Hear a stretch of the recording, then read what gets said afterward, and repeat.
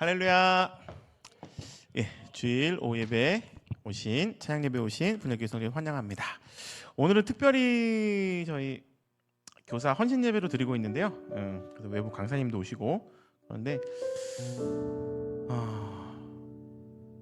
그러니까 저희가 교사를 함이 저도 교사를 하고 있지만 저희가 어떠한 자격이 있고 저희가 뭐 능력이 뛰어나서 하는 것은 아닌 것 같고 이제 부활절이 다가오지만 정말 예수님께서 저희를 위해서 십자가에 못 박혀 돌아가심으로 그 모든 기회와 그 모든 자격을 주셨다고 생각을 합니다. 그래서 저희가 교사도 할 수 있는 게 아닌가라는 생각을 하는데요. 특별히 오늘 교사 헌신 예배에 아주 그런 마음으로 같이 찬양을 했으면 합니다. 예, 그러면 죽임 당하신 어린 양 찬양하도록 하겠습니다.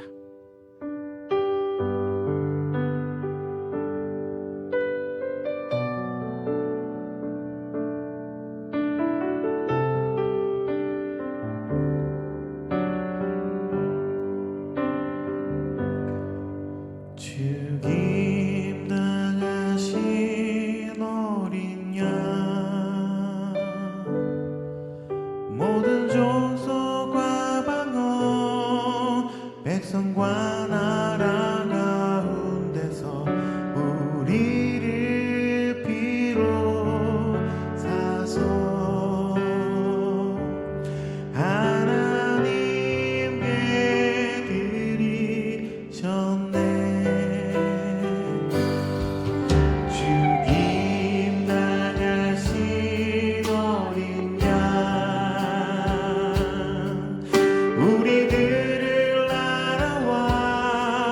제사장 삼아 주셨으니 우리는 주와 함께 이 땅에서 다스리니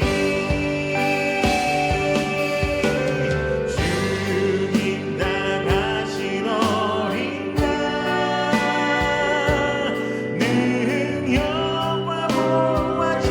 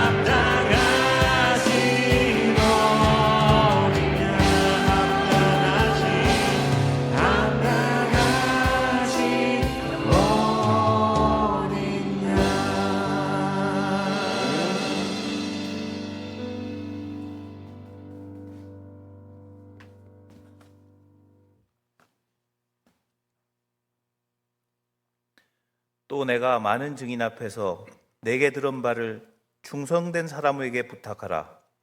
그들이 또 다른 사람들을 가르칠 수 있으리라. 사랑과 은혜가 풍성하신 하나님 아버지, 오늘 교사 헌신 예배로 주님 앞에 나아가게 하심을 감사드립니다. 저희를 다음 세대를 세우는 거룩한 사명자로 부르시고 주의 말씀을 가르치는 자리로 세워주신 은혜를 기억하며 이 시간 마음과 뜻을 다해 주님께 예배드립니다. 부족하고 연약한 저희지만 주님의 지혜와 사랑으로 채워주셔서 아이들을 향한 참된 사랑과 인내로 섬기게 하시고 말씀 위에 굳게 서서 본이 되는 교사가 되게 하옵소서. 이 예배 가운데 성령께서 함께 하셔서 저희들의 마음을 새롭게 하시고 다시 헌신을 결단하는 은혜의 시간이 되게 하옵소서. 모든 영광을 하나님께 드리며 우리 주 예수 그리스도의 이름으로 기도드립니다. 아멘. 예, 다음 찬양은 마지막 날에라는 찬양인데요. 제가 청년 때 교사를 할 때 특송으로 많이 불렀던 찬양입니다. 그래서 오늘 특별히 교사 헌신 예배라고 해서 어떤 찬양을 할까 고민하다가 이 찬양이 계속 맴도는 거예요. 그래서 이 찬양을 골랐는데 이 찬양을 통해서 저희가 아이들을 가르치고 아이들에게 바른 길로 인도할 때 아이들이 예언하고 또 환상을 보고 꿈을 보고 주님의 나라를 다시 세울 수 있는 그런 시간들이 되었으면 합니다. 예, 그러면 마지막 날에 찬양하도록 하겠습니다.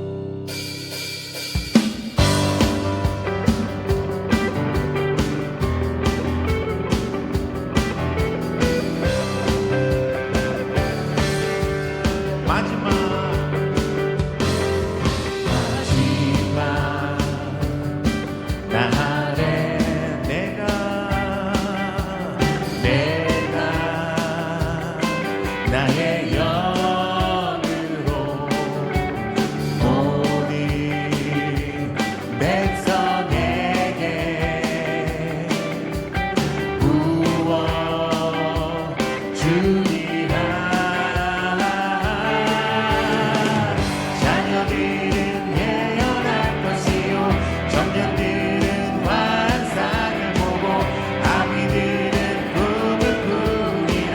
주의 영이 맘에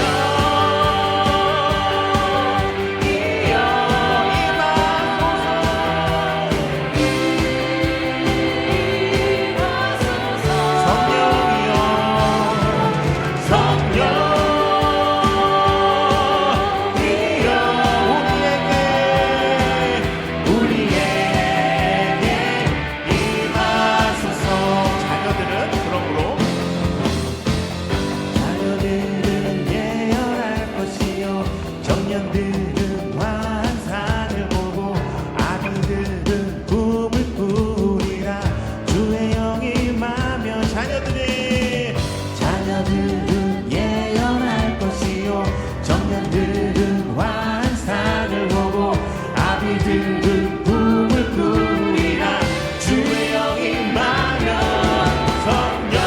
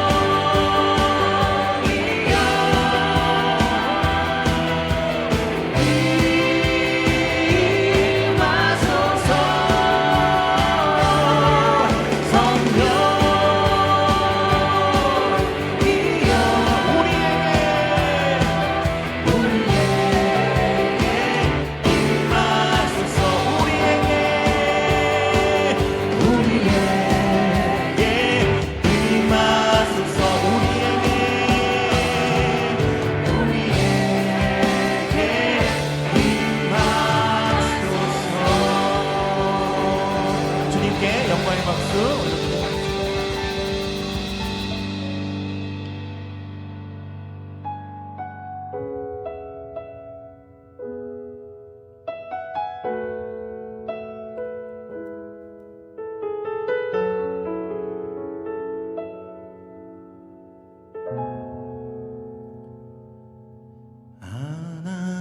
하나님이 너를 지키시는 자 너의 우편에 그늘 되시니 낮에 해와 밤에 달도 너를 해치 못하리. 하나님이 너를 지키시는 자 너의 환난을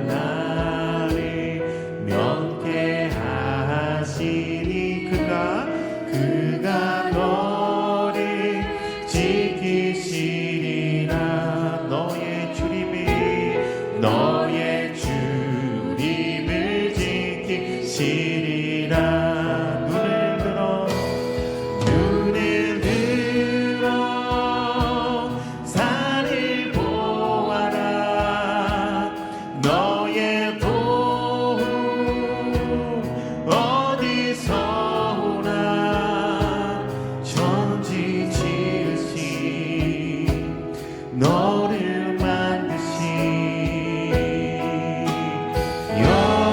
여호와께 노로다. 처음부터 하나님은 너를 지키시는 자 하나님이 너를 지키시는 자 너의 우편에 그늘 대시니 낮에 해와 밤에 달도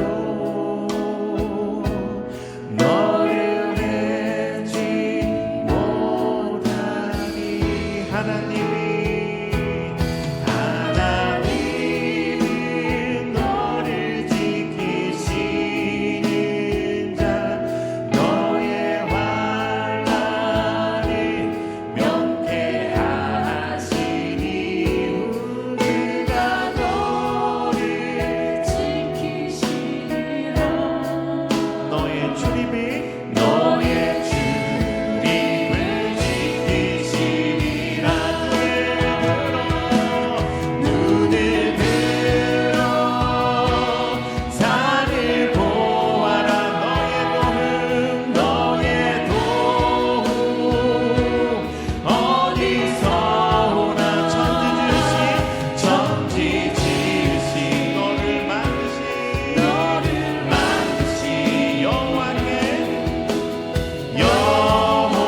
여호와께로 목소리 높여서 눈을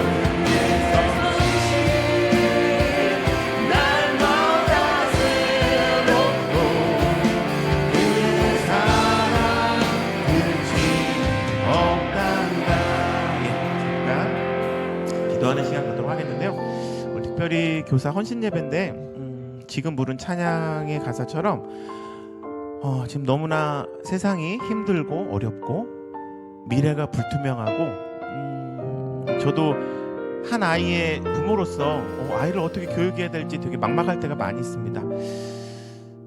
근데 저희가 아이들에게 특별한 것을 가르치고 특별한 것을 막 거창한 것을 가르치는 것이 아니라 이 찬양의 가사처럼 하나님께서는 너를 지킨다. 너의 우편에 그늘이 되시고 모든 해하는 것들을 하나님께서 막아주시고 하나님이 너를 만드셨기 때문에 하나님께서 너를 끝까지 지켜주실 거야 라는 것을 아이들한테 가르쳐 주었으면 합니다. 그럼 다 같이 우리 교사분들을 위해서 다 같이 통성으로 기도하도록 하겠습니다. 주여 한번 외치시고 기도하도록 하겠습니다.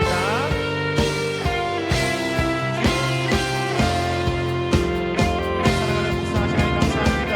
주님께서 함께하시고 능력을 내어주시고 온전한 마음을 내어주시옵소서. 정말 저희가 너무나 많은 어려움 속에서 아이들을 가르칠 때가 많이 있습니다. 하지만 주님께서 저희에게 힘을 내어주시고 저희에게 능력 내어주시고 있사옵나이다. 아이들에게 저희를 통하여서 하나님을 바라보게 주님께서 도와주시기 바랍니다. 정말 주님께서 언제나 저희를 지켜주시고 정말 저희를 지키시는 하나님께서 항상 저희를 인도해주신다는 것을 아이들에게 알수 있도록 주님께서 항상 도와주시옵소서. 주여 항상 있어주시고 주님께서 항상 저희의 능력 내어주시길 원합니다. 주님께서 하나님은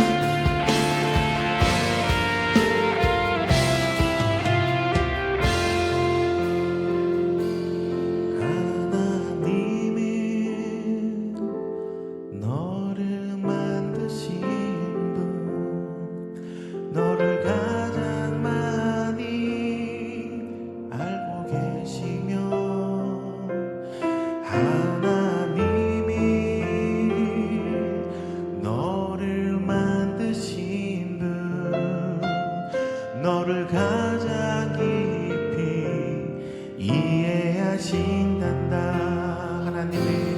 하나님이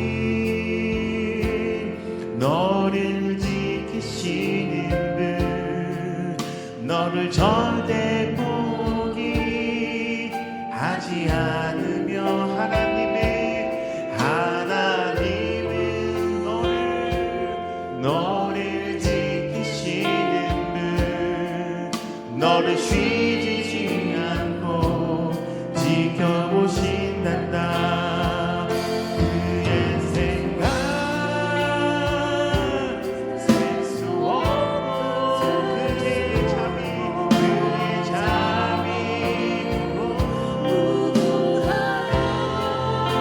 그의 성실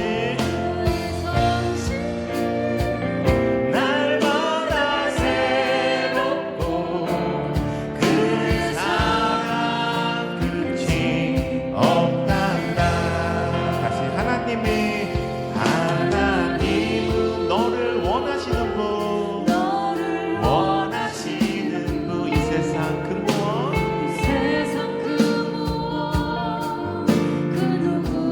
하나님은 너를 원하시는 분 너와 같이 있고 싶어 하신단다. 하나님은 너를 인도하는 분 광야에서도 폭풍 속에도 하나님은 너를 인도하는 분 구름 조작으로 인도하신단다. 그의 생각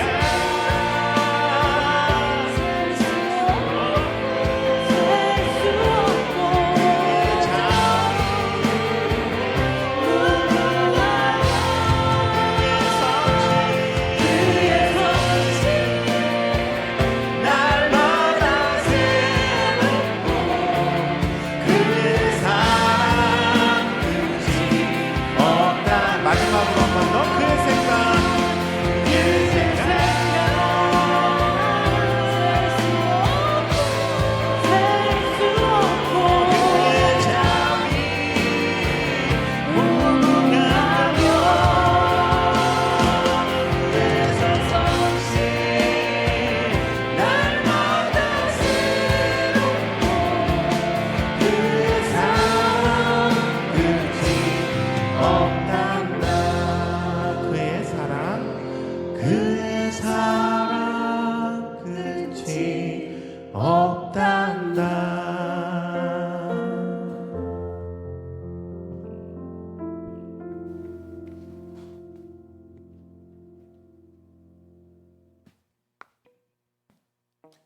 교사 헌신 예배를 위하여 윤현부 부장, 유재상 안수 집사님께서 기도해 주시겠습니다.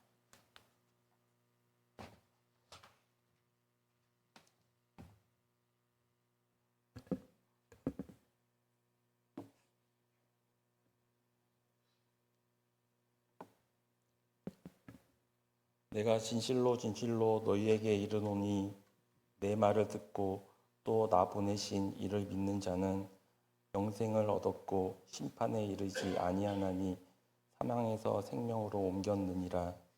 아멘. 영원히 죽을 수밖에 없는 죄인들을 사랑하셔서 영원히 죽지 않는 영생의 길로 인도하시니 감사합니다. 주님께 빚진 자로 늘 감사하며 찬양하며 영광 올려드리며 살아야 하나 우리의 발걸음은 세상의 부귀영화를 쫓아 넓고 편한 길로만 나아갑니다.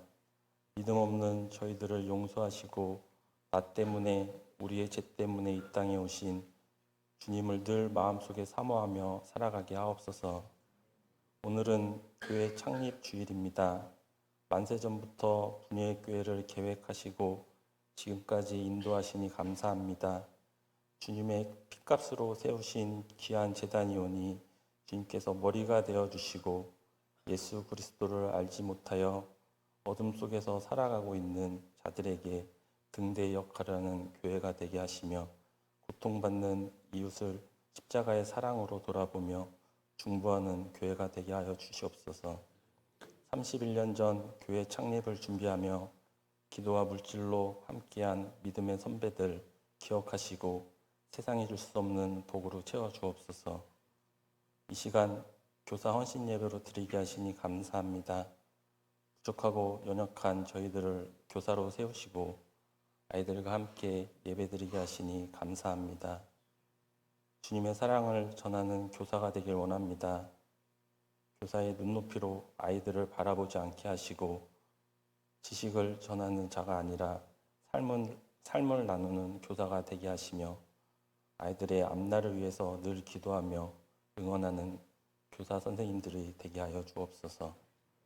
지칠 때마다 하늘의 위로를 허락하시며 작은 헌신과 다짐을 통해서 주님의 나라가 확장되게 하여 주옵소서. 교회 학교에서 묵묵히 섬기는 교육자님들과 선생님들의 헌신과 노력에 주님 응답하셔서 세상에 줄 수 없는 축복과 기쁨이 넘치게 하여 주옵소서. 이 시간 주님을 대신하여 말씀 전하시는 구영철 원로 목사님 영육 가운데 강건함 허락하여 주시고 늘 성령 충만하게 하시며 남은 주님의 사역 감당하실 때 어려움 없도록 인도하옵소서. 이 모든 말씀 모든 것의 주권자 되시는 예수 그리스도의 이름으로 기도드렸습니다. 아멘.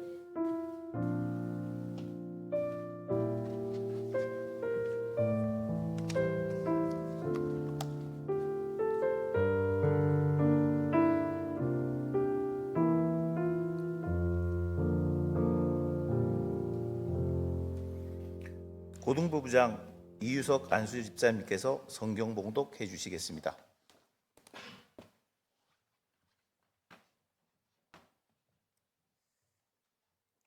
지금 읽으신 하나님의 말씀은 누가복음 5장 1절로 11절 말씀입니다. 신약성경 95페이지에 있습니다.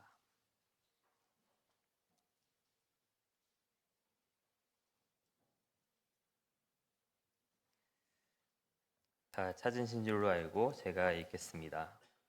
무리가 몰려와서 하나님의 말씀을 들을새 예수는 게네사렛 호숫가에 서서 호숫가에 배 두 척이 있는 것을 보시니 어부들은 배에서 나와서 그물을 씻는지라. 예수께서 한 배에 오르시니 그 배는 시몬의 배라. 육지에서 조금 떼기를 청하시고 앉으사 배에서 무리를 가르치시더니 말씀을 마치시고 시몬에게 이르시되 깊은 데로 가서 그물을 내려 고기를 잡으라. 시몬이 대답하여 이르되 선생님 우리들이 밤이 새도록 수고하였으되 잡은 것이 없지만은 말씀에 의지하여 내가 그물을 내리리이다 하고 그렇게 하니 고기를 잡은 것이 심히 많아 그물이 찢어지는지라.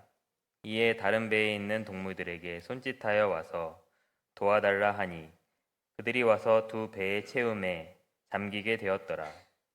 시몬 베드로가 이를 보고 예수의 무릎 아래에 엎드려 이르되 주여 나를 떠나소서 나는 죄인이로소이다 하니 이는 자기 및 자기와 함께 있는 모든 사람이 고기 잡힌 것으로 말미암아 놀라고 세베대의 아들로서 시몬의 동업자인 야고보와 요한도 놀랐음이라. 예수께서 시몬에게 이르시되 무서워하지 말라. 이제 후로는 내가 사람을 취하리라 하시니 그들이 배들을 육지에 대고 모든 것을 버려두고 예수를 따르니라. 아멘.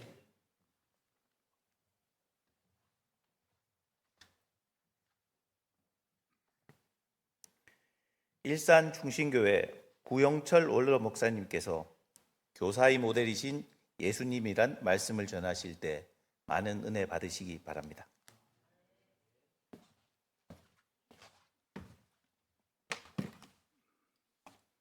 할렐루야. 제가 이 교회 건물이 세워지기 전에 상가에 있을 때 한번 왔던 기억이 있습니다.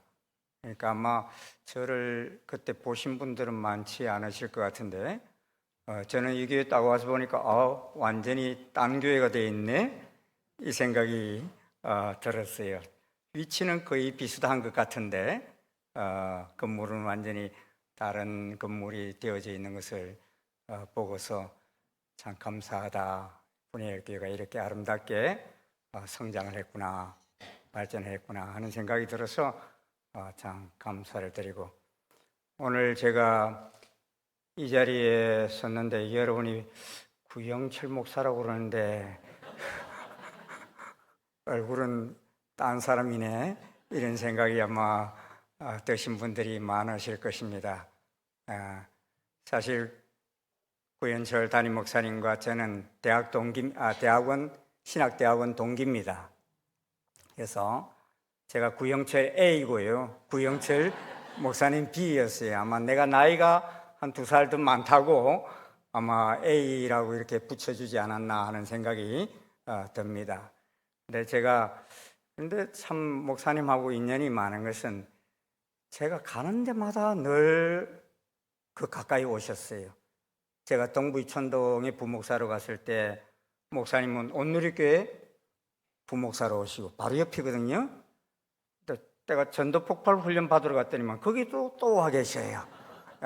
그래서 또 제가 경기도에 이렇게 개척을 했는데 목사님도 또 부산에 계시다가 경기도로 와서 또 이렇게 사역을 하시고 그래서 참 뗄래야 뗄 수 없는 관계구나 하는 생각이 드는데, 감사한 것은 목사님이 저보다 훨씬 똑똑하시고 훌륭하신 분이셔요. 그래서 제가 목사님 덕을 많이 봅니다. 목사님 하신 일들이 어떤 사람 내가 했는 줄 알고, 목사님 뭐 이런 일 하셨더군요, 뭐 이런 이야기들을 할 때 참 감사하다. 어디 가서 나쁜 짓 안 하고 저렇게 좋은 일만 많이 하셔가지고 나까지 이렇게 기쁘게 해주시는구나 하는 생각이 들어서 무척 흐뭇한 마음으로 오늘 또 여러분 앞에 설 수 있어서 감사합니다. 이 분이엘 교회하고 저희 교회 일산 충신교회하고는 참 또 비슷한 인연이 있는 것이 뭔가 하면, 같은 경기도 안에 이렇게 지어진 교회인데다가 비슷하게 개척이 되어졌어요. 저희는 1994년도에 교회를 개척했고 분이엘 교회는 1995년도에 개척했죠. 그래서 딱 10개월 차이로 개척을 했더라고요.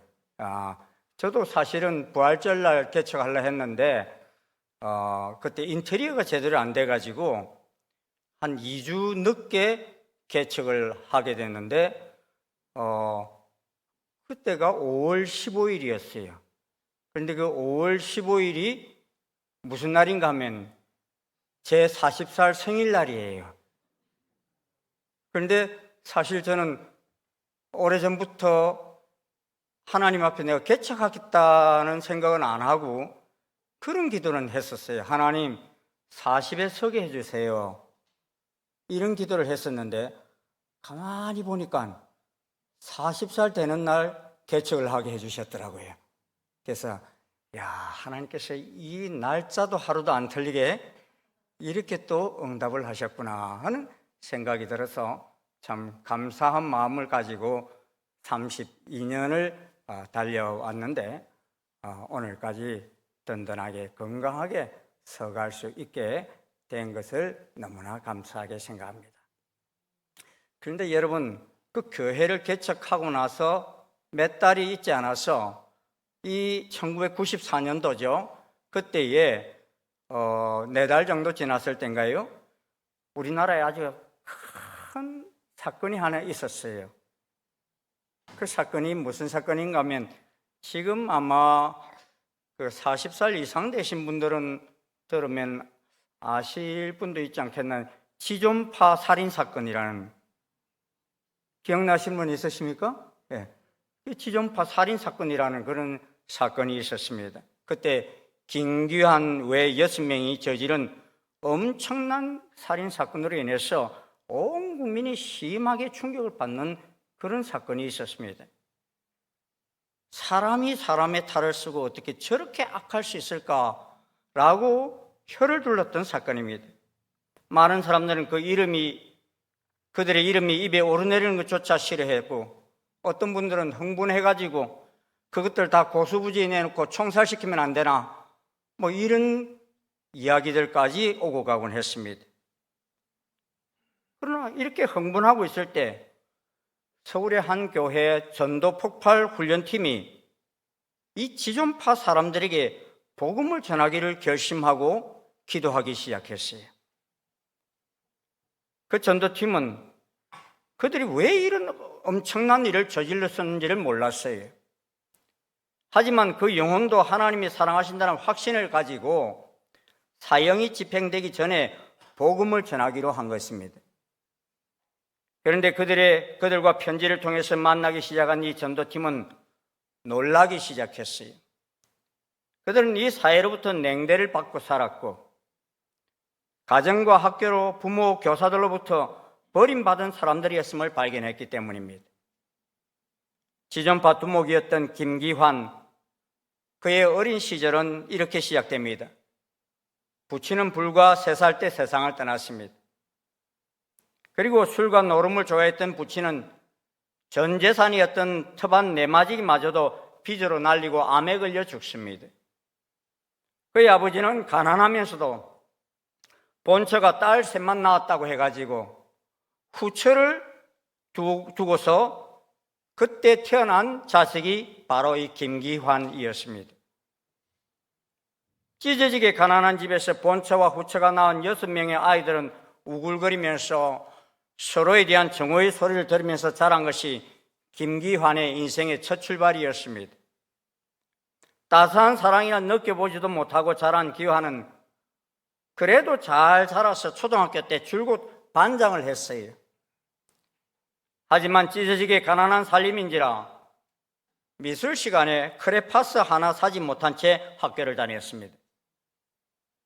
그런데 선생님은 그럼 김기환을 이해하지 못하고, 너는 이 자식아 왜 반장이 되어가지고 매번 크레파스도 안 가지고 오는 거야? 너 이 자식 크레파스 살 돈 다른 데 써버렸지? 너 그러려면 차라리 학교 오지를 마. 준비물도 제대로 가져오지 못한 망할 자식. 이러면서 그 소년의 따귀를 때리고 그를 1시간 동안 벌을 서게 하고 했던 사건들이 있었던 것입니다. 그는 17년 후 형장으로 가기 위한 법정 최후 진술에서 이렇게 말합니다. 재판장님, 저는 그때부터 세상의 모든 사람들이 미웠습니다. 모두 죽여버리고 싶었습니다. 저는 집이 너무도 가난하여 크레파스를 살 돈이 없었습니다. 크레파스는커녕 밥도 굶으면서 학교를 다녔습니다. 그런데 준비물을 가지고 오지 않는다고 담임선생님은 항상 때리기만 했습니다.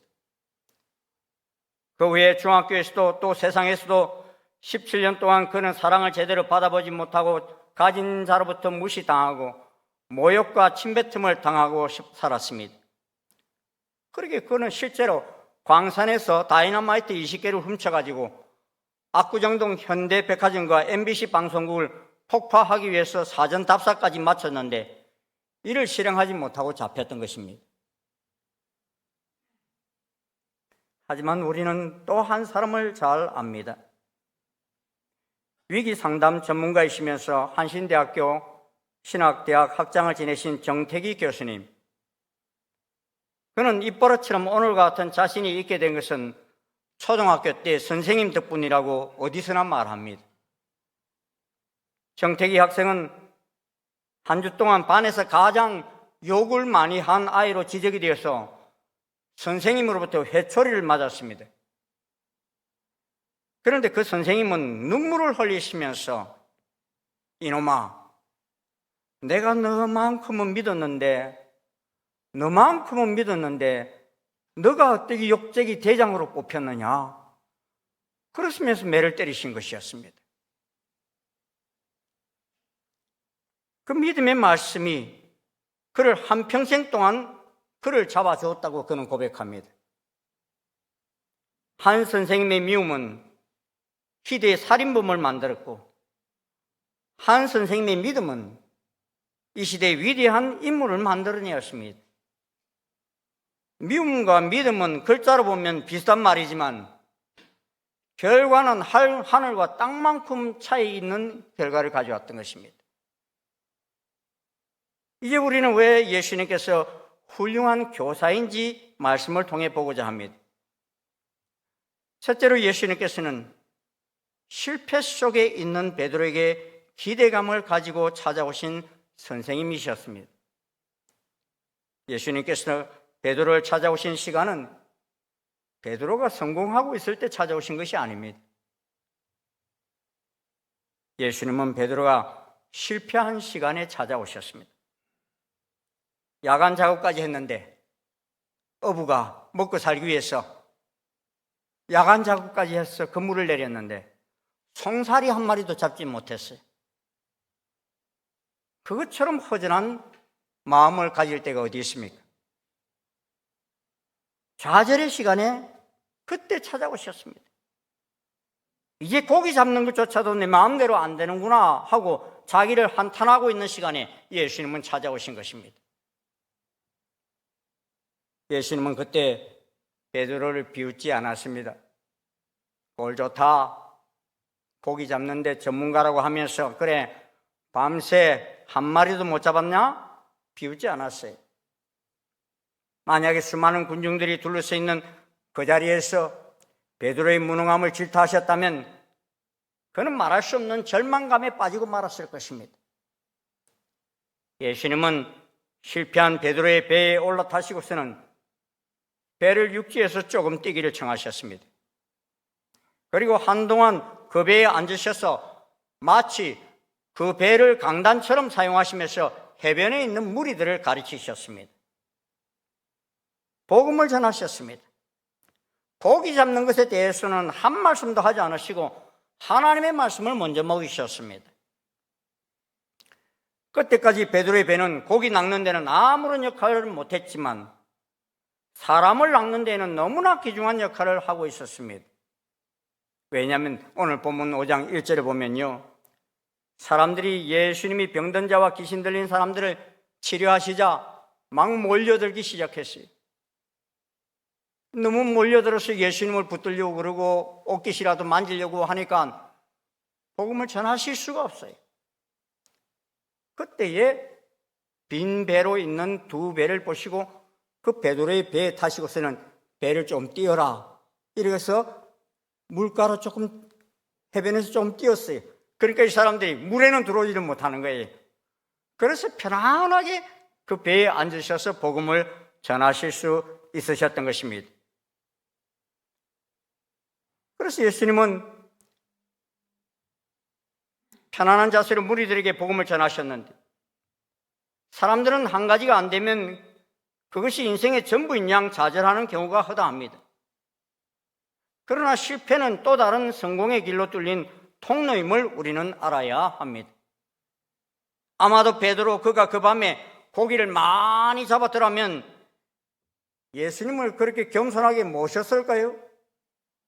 그러지 못했을 거예요. 나 빨리 집에 가서 자야 된다 하고 가버렸을 것입니다. 만선의 기쁨을 취해서 많은 사람들 앞에서 뻐기며 집으로 갔을 것입니다.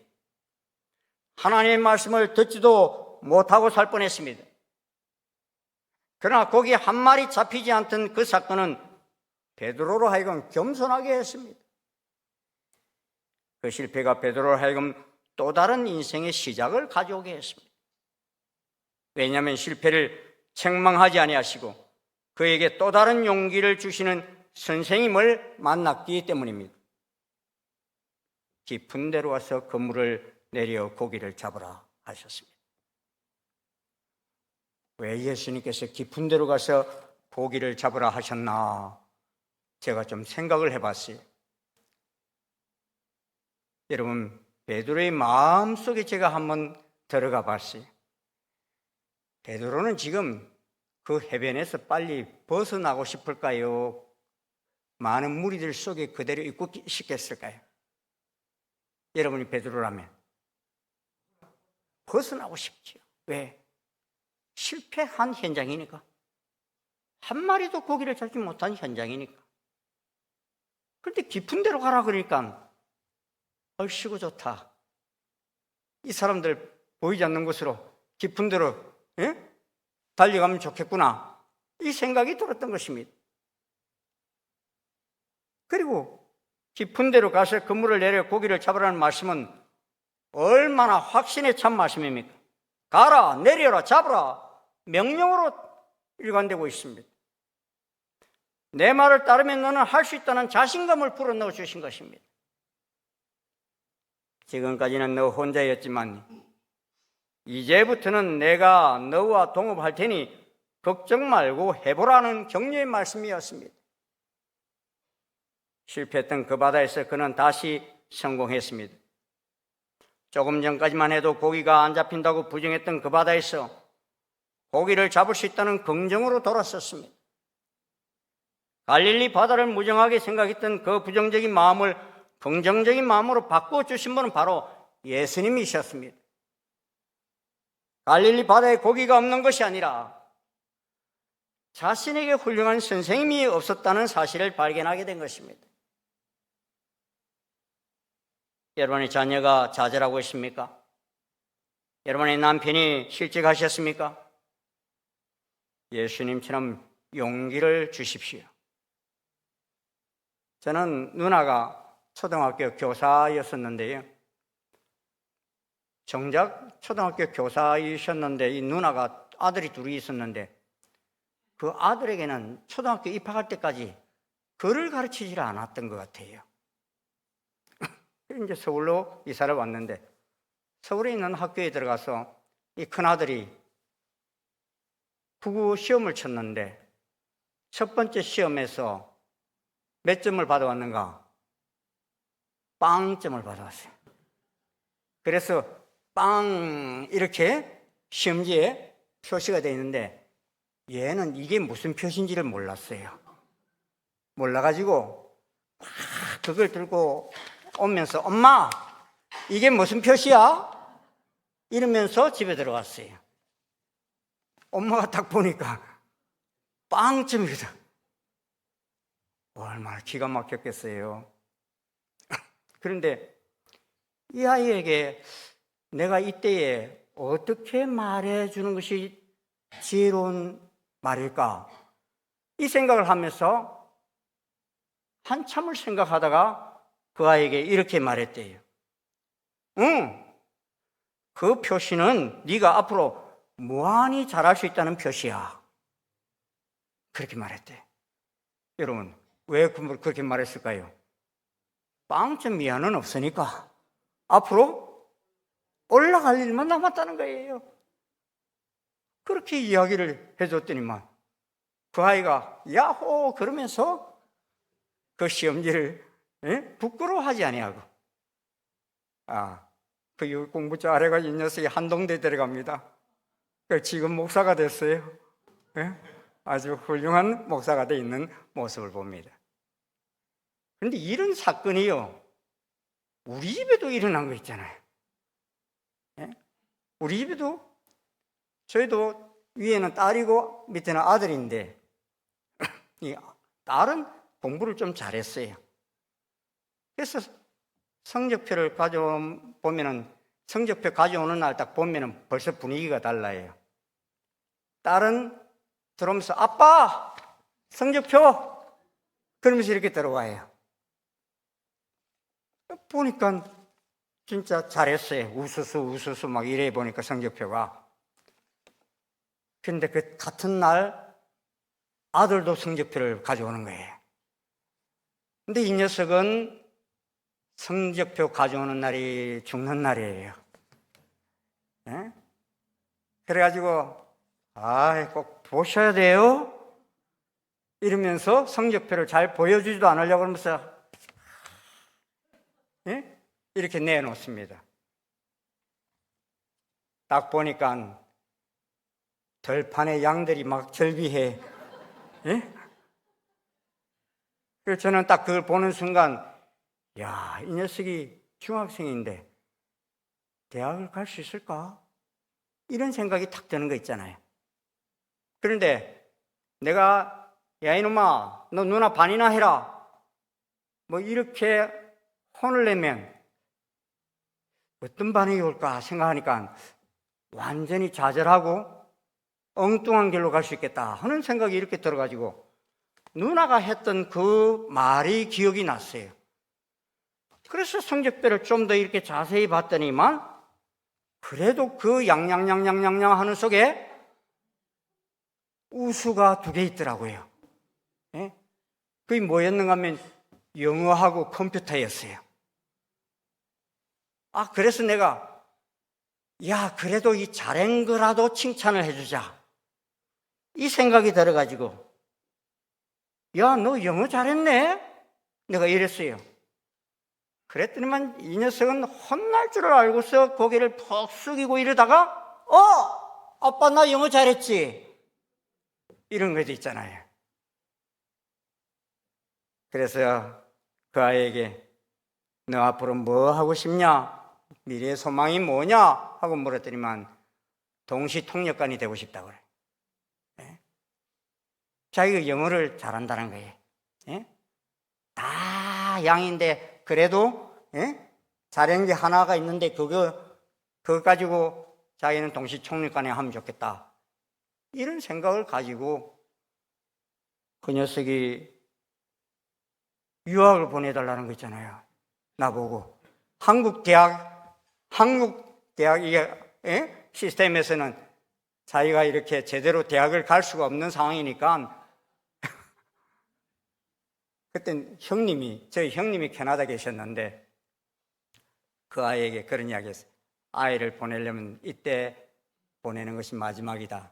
그러니까 보내라. 그래가지고 비행기를 갈아타고 가야 되는데 혼자 그냥 보내버렸어요. 너 혼자 그냥 가서 할 수 있으면 하라고. 공립학교는 다 또 학비도 없더라고요. 예? 그런 그 시스템이라서. 고등학교를 그곳을 보냈는데 그곳에서는 얼마나 적응을 잘하는지 예? 놀면서 공부하는데도 자기 스타일하고 너무 맞았는지 대학을 들어갈 때 너 대학 가기 힘들면 한국 오느라 예? 그러면서 이야기했는데 캐나다에 있는 좋은 대학 3군데나 다 합격을 해가지고 졸업을 하고서 한국 와서는 설교 통역도 하고요. 우리나라에 아주 좋은 학원에 영어 강사가 되기도 하고 뭐 군대 가기 전에 용돈 번다고 그러면서 지금까지 참으로 하나님께서 귀하게 또 쓰임받게 하신 그 일을 볼 때 제가요 그 아들에게 잘한 일 가운데 진짜 뭐가 있나 이렇게 생각해 보면요 그때 혼내지 않고 너 영어 잘하는구나 이 말 해준 것이 얼마나 제 마음속에 감사한 마음이 드는지. 왜요? 그 말 한마디가 그 아이의 인생을 바꿨다 하는 생각이 들었기 때문입니다.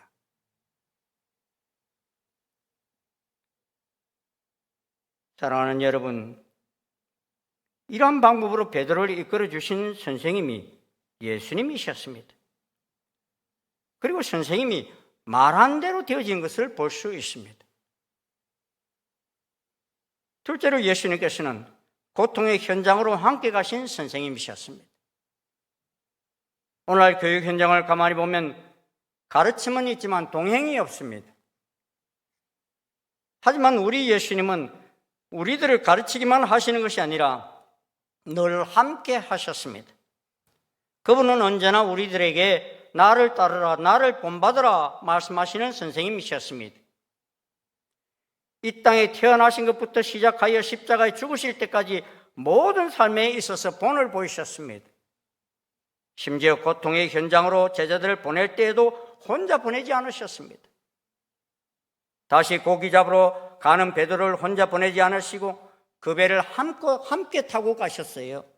깊은 데로 함께 타고 가셨어요.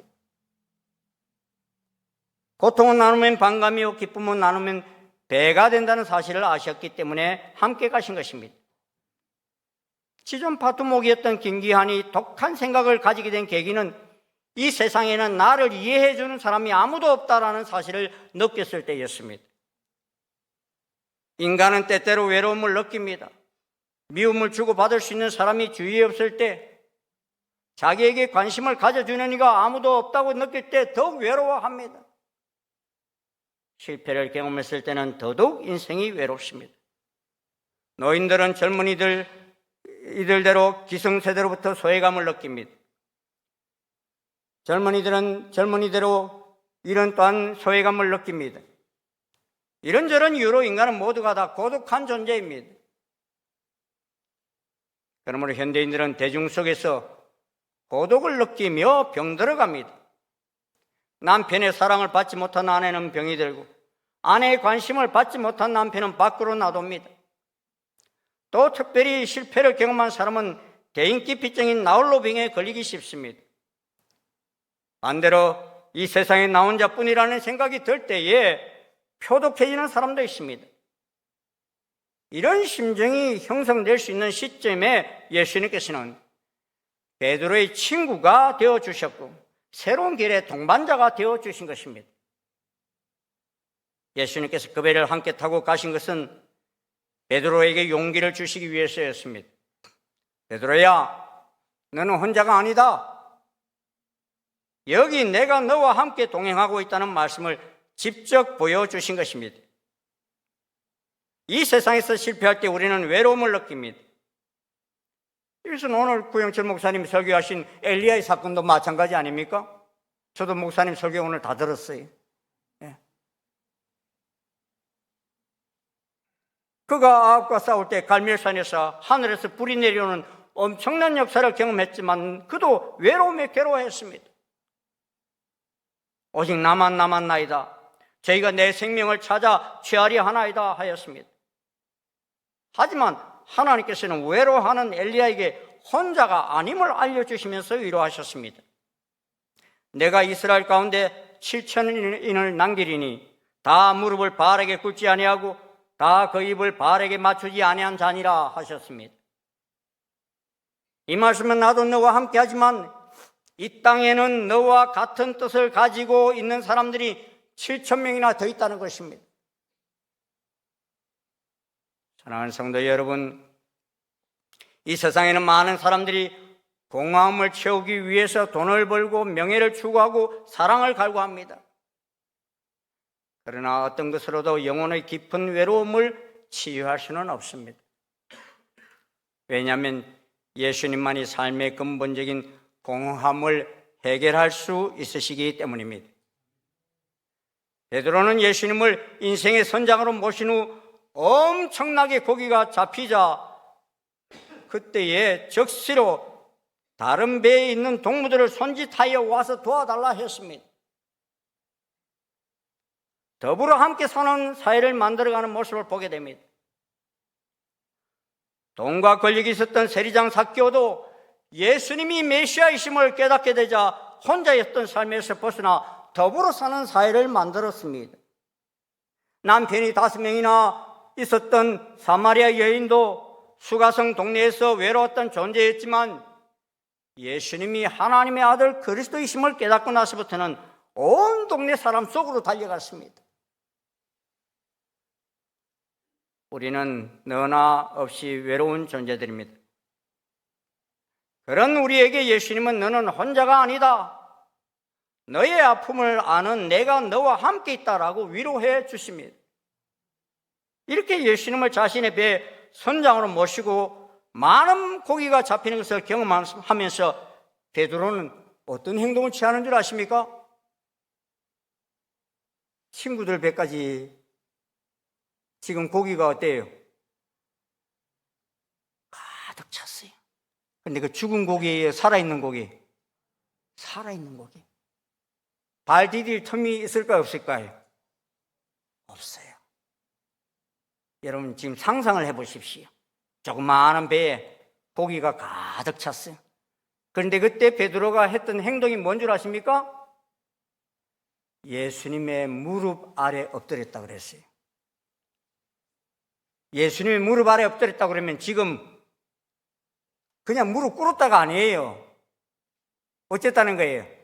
무릎 아래 완전히 엎드렸어요. 그럼 뭐 위에 엎드렸다는 말이에요? 펄쩍펄쩍 뛰고 있는 배 고기 위에 엎드렸다는 거예요. 왜? 발 디딜 틈이 없는, 왜 지금 배가 잠기게 되었다고 그랬거든요. 꿈틀대는 그 물고기 위에 자신을 엎드리면서 이전에는 랍비라고 불렀던 그 예수님을 향해서 뭐라고 부릅니까? 주여 나를 떠나소서 나는 죄인으로서이다. 이렇게 고백합니다.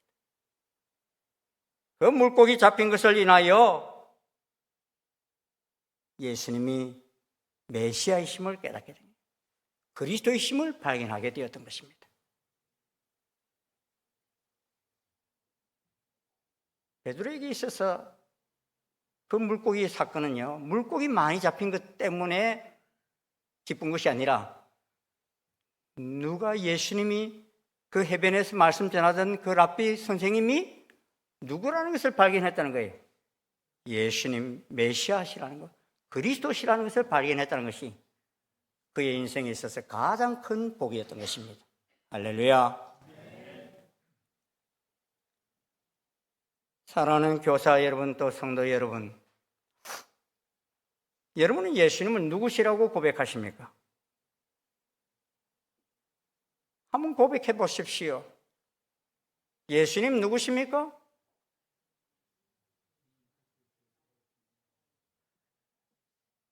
제가 늘 세례 문답할 때마다 꼭 물어요.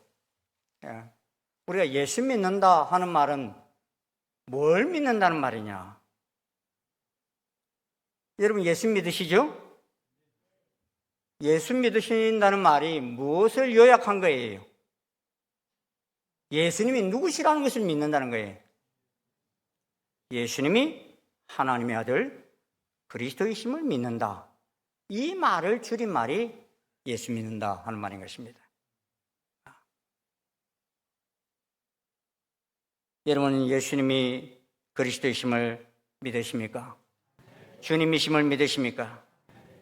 그렇다면 여러분에게 맡겨진 자녀들의 입술에서도 이 예수님을 그리스도라고 구세주라고 고백합니까? 왜 이렇게 대답이 희미해져요?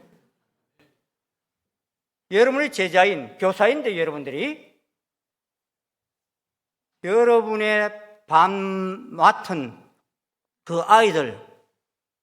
아이들도 예수님이 누구냐 하고 물으면 그 아이들 입에서 예수님은 하나님의 아들 그리스도이십니다.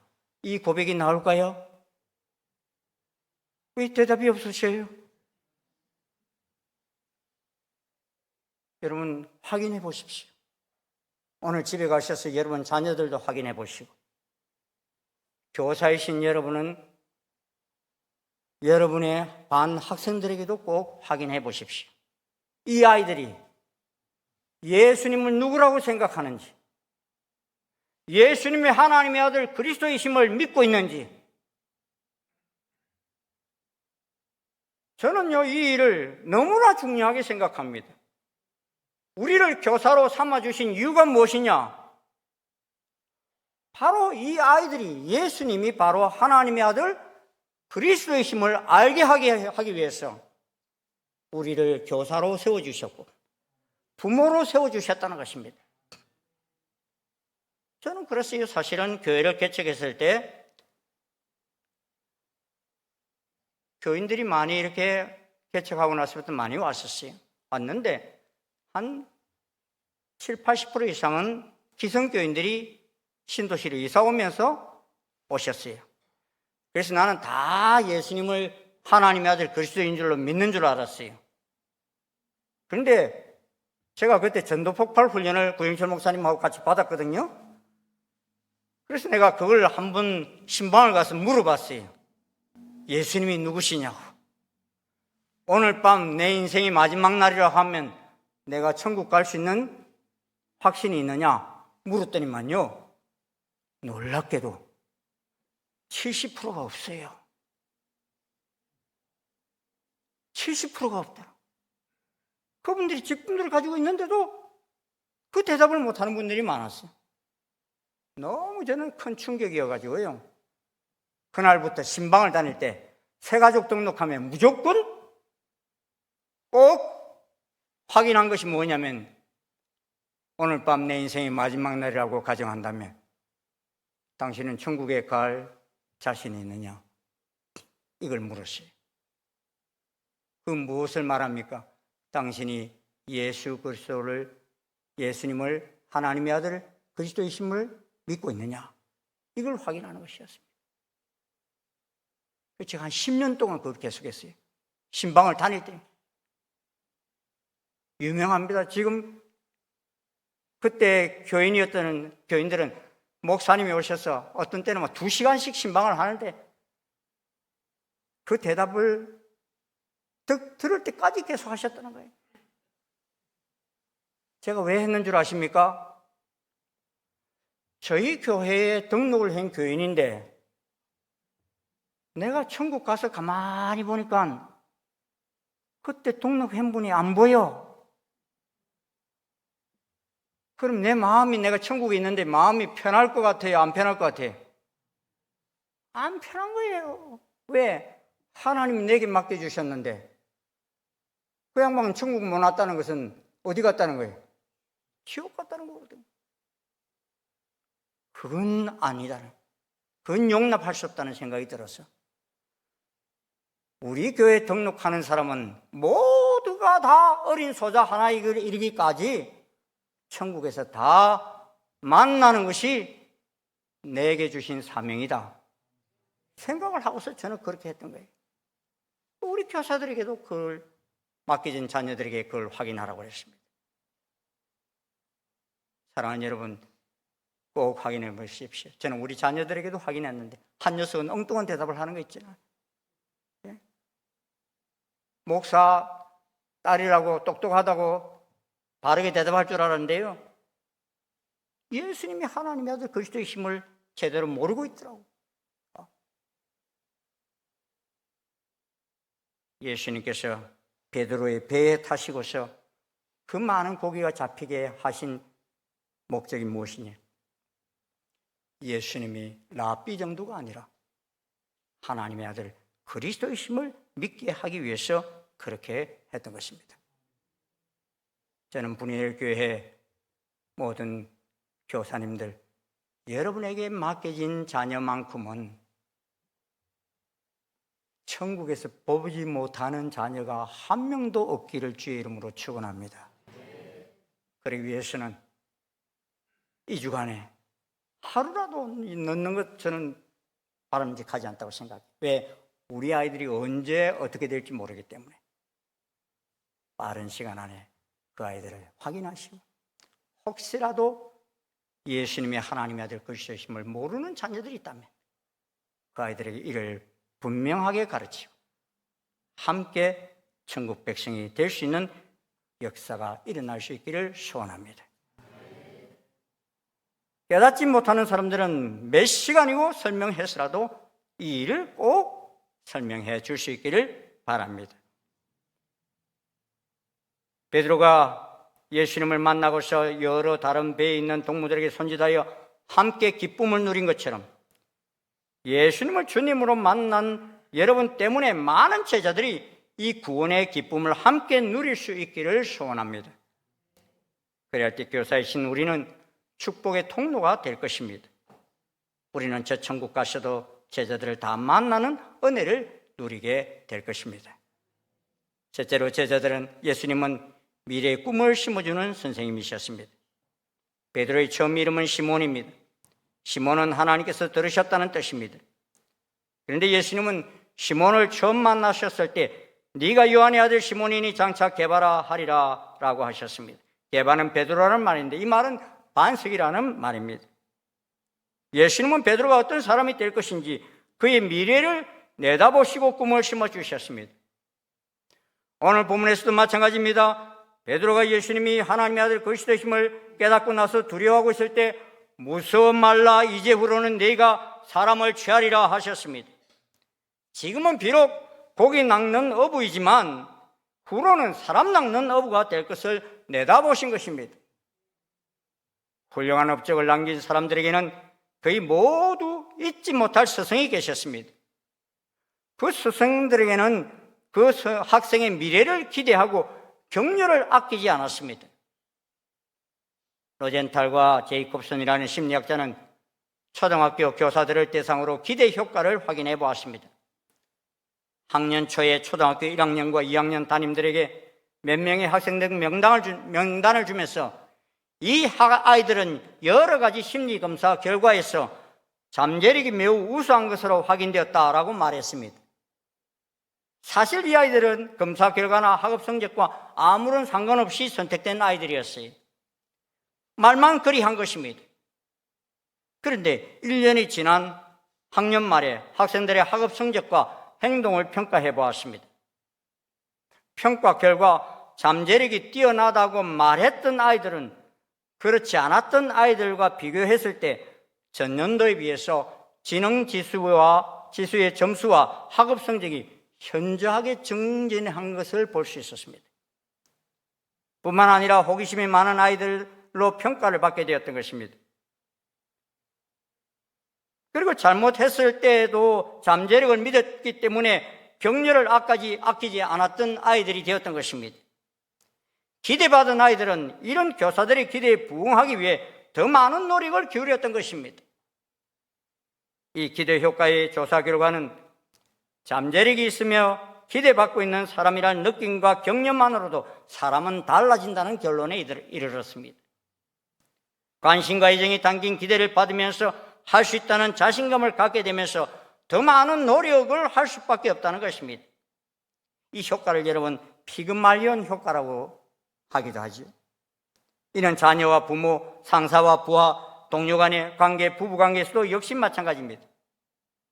아주대학교 심리학과 이민규 교수는 생각을 바꾸면 세상이 달라진다라는 책에서 이것을 낙인 효과라 이렇게 표현했습니다. 멀쩡한 사람에게 왜 그렇게 얼굴이 빨개지니? 이러면은 얼굴이 안 빨갛던 사람도 빨개져요. 너 왜 울려고 그래? 그러면 울려고 생각 안 했는데 울음을 터뜨려버리는 경우들이 있다는 거예요. 자신을 긍정적으로 생각해주면 기대에 부응하려고 노력하지만 부정적으로 평가해 낙인을 찍게 되면 낙인 찍힌 대로 행동하게 된다는 것입니다. 베드로는 예수님을 주님으로 고백하고 나서는 몇 번 실패를 경험했습니다. 지금 우리가 사순절을 보내고 있는데 2000년 전 이때 베드로는 예수님을 모른다고 3번이나 부인하기에 이르렀습니다. 그런데 그때 선생님이신 예수님께서는 베드로를 버리셨습니까? 아닙니다. 베드로를 끝까지 믿어주십니다. 그리고 그의 미래의 소망을 불어넣어 주십니다. 그리고 예수님을 믿는 많은 무리들을 그에게 맡기십니다. 그래서 예수님 부활하신 후 베드로를 찾아오셔서 내 양을 먹이라, 내 양을 치라, 내 양을 먹이라 하시면서 그를 믿고 기대하며 선포하십니다. 그런 베드로는 예수님이 기대하신 대로 길을 걸어갑니다. 베드로를 찾아오신 예수님은 오늘 우리들에게도 찾아오셔서 말씀합니다. 무서워 말라, 이제부로는 네가 사람을 취하리라. 두려워 말라, 내가 세상 끝날까지 너와 함께 함이니라. 너는 이 시대에 나와 함께 하나님 나라를 건설할 역군이다 하시면서 끝까지 믿어주고 계십니다. 여러분에게 맡겨진 제자들을 향한 믿음의 선포도 그대로 되어질 것입니다. 한때 제 생일날 아내가 카드를 줬는데 그 속에 이런 말이 있었어요. 당신은 하나님의 최고의 걸작품입니다. 사랑해요. 저기 앉아 있는데요. 예. 자기가 그런 거 썼는지도 모를지도 몰라 했는데 저는 기억을 해요. 우리를 최고의 걸작품으로 여기시며 이 시대의 예수님의 동력자가 되도록 격려해 주시는 주님과 함께 걸어가면 이 험난한 세상 속에서도 넉넉히 이길 수 있는 힘이 생깁니다. 좋으신 스승을 만난 우리들 때문에 우리의 자녀들, 제자들까지 다 이 시대의 걸작품들이 되는 삶을 만들어 가시기를 축원합니다. 이 분의 출신의 모든 자녀들, 좋은 스승이신 예수님 때문에, 여러분 손길 때문에 한 심령도 지옥 백성 없이 모두가 다 천국에서 만날 뿐만 아니라 이 시대 속에 하나님의 큰 일을 이루어가는 복된 제자들이 되시기를 주의 이름으로 축원합니다. 기도하시겠습니다. 하나님 고맙습니다. 저희들이 부족하지만 부족한 그 속에서도 우리를 찾아오시고 실패한 속에 우리를 버려두지 아니하시고 찾아오셔서 네가 이제 사람을 낚는 어부가 되리라 말씀하시며 깊은 데로 가서 그물을 내리라고 말씀하신 그 주님의 음성을 듣습니다. 주님, 우리에게 맡겨진 귀한 제자들 한 심령도 저희 때문에 좌절하거나 낭망하는 심령 없게 도와주시옵시고 모두가 다 예수님이 하나님의 아들 그리스도의 힘을 만나는 제자들이 되게 도와주시옵시고 이 시대 속에 하나님의 영광을 드러내는 복된 제자들이 되게 역사해 주시옵소서. 이 일의 귀한 동력자로 부름받은 우리 모두를 축복해 주시고 크신 은총으로 도하여 주시옵소서. 예수님의 이름으로 축복하며 기도하옵나이다. 아멘.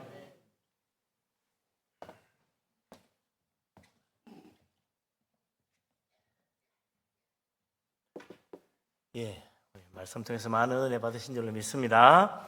예, 우리 구현철 목사님 정말 은혜스럽습니다. 할렐루야. 찬양합니다. 331장 찬양.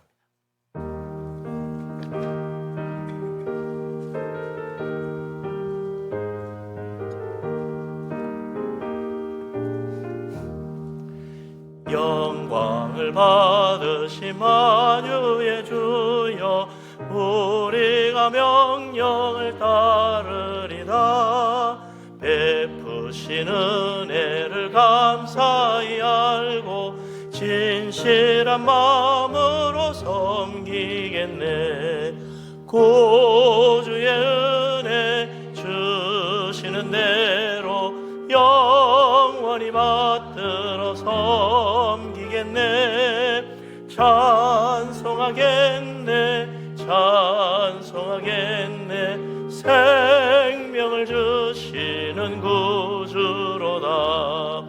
구주를 높이고 잘 공경하여 온유한 마음으로 섬기리다.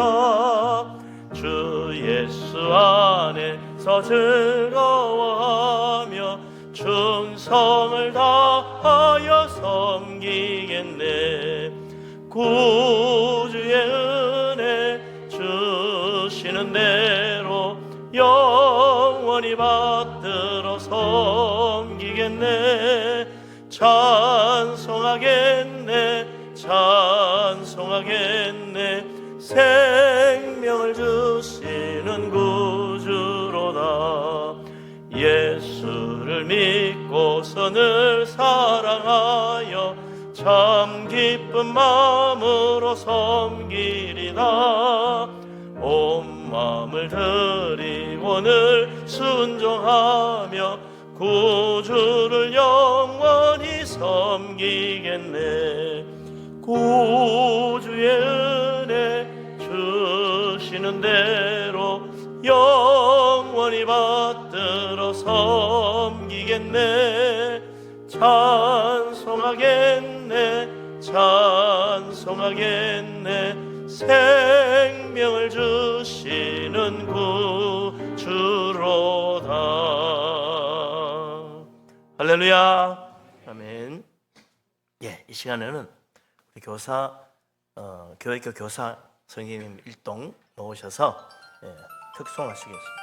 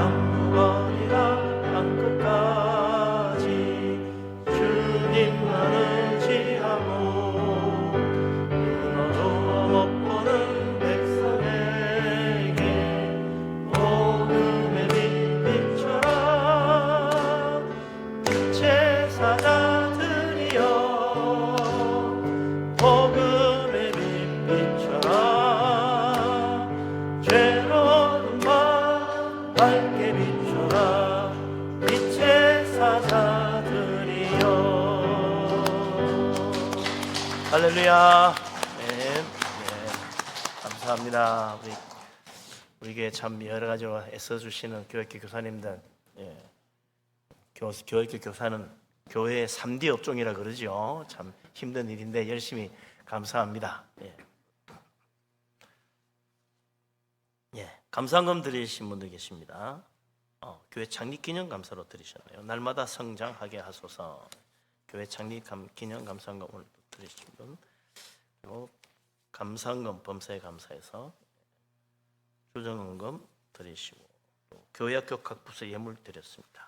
주일헌금, 중동부, 고동부, 유년부, 소년부, 주유치부까지 따사모 예배를 드리고 또 드리셨네요. 기도합니다. 자비하신 하나님, 전능하신 하나님, 귀하신 은혜 놀라운 축복을 감사합니다. 오늘 이 시간에 예물 드렸습니다. 교회 창립 기념 감사의 예물 드린 그 손길을 축복하시고 복을 내려 주시옵시고 우리 교회도 날로 더욱 크게 부흥 성장케 하여 주시옵소서. 또 이렇게 교회학교 각 부서 예물 드렸습니다. 하나님 기억하시고 축복하시며 영유아부, 유치부, 유년부, 소년부, 중고등부까지 하나님 축복하셔서 날로 교회가 성장하며 교회학교 어린 생명들, 자라가는 우리 학생들 주님에 대한 확실한 믿음과 복음의 진리를 통하여 저 천국의 소망을 가지고 이 세상을 잘 믿음으로 이겨나갈 수 있도록 축복하여 주시옵소서. 하나님 또 이렇게 따스한 모임을 하고 예물을 드렸습니다. 하나님 기억하시고 복을 주시고 더욱 모이기 힘쓸 수 있도록 축복하여 주옵시며 또 주일헌금으로 드린 손길을 기억하시고 은혜를 베푸시며 우리 하나님께서 때를 따라 도우시고 들어오면 나가면 다 복받게 하여 주시옵소서. 모든 것 감사를 드립니다. 우리 하나님 영광 돌립니다. 예수 그리스도 이름으로 감사하며 기도합니다. 아멘. 교회 앞에 소식을 알립니다. 사순절 기간 십자가를 묵상하며 은혜 가운데 잘 지내시길 바라고요.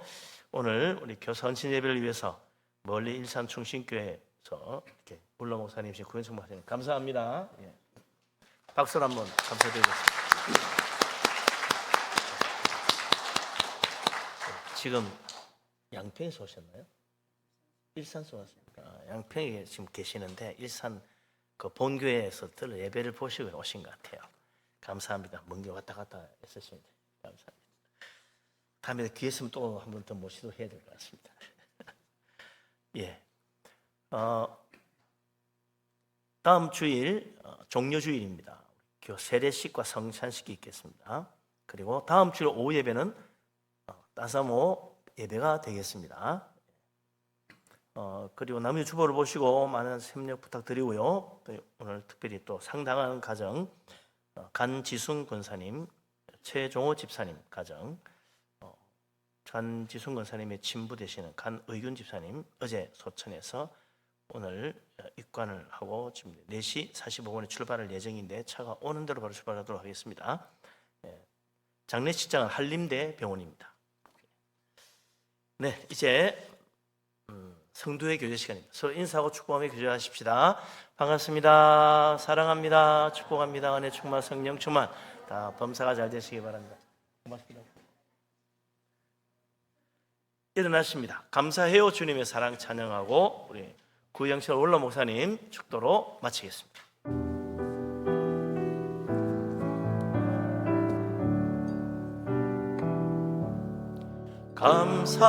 감사해요.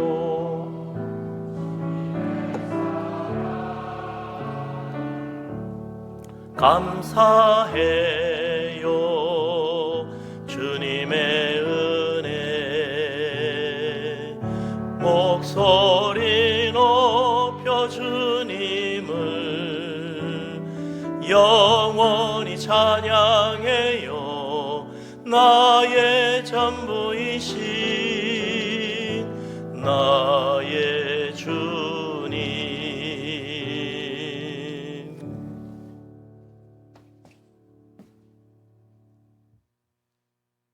교사의 모델이 되시는 우리 주 예수 그리스도의 한량없으신 은혜와 하나님 아버지의 지극하신 사랑과 성령님의 교통 역사 인도하심이 예수님을 닮아 우리에게 맡겨진 사랑하는 자녀들, 제자들을 다 예수님 만날 수 있도록 예수님이 주님 되심을 고백할 수 있는 자녀로 만들어 가기를 소원하고 나아가는 아버지 모든 분일 가정 위에 또 이 분일 교회의 앞으로의 30년 위에 지금부터 영원토록 함께 하옵시기를 간절히 축원하옵나이다.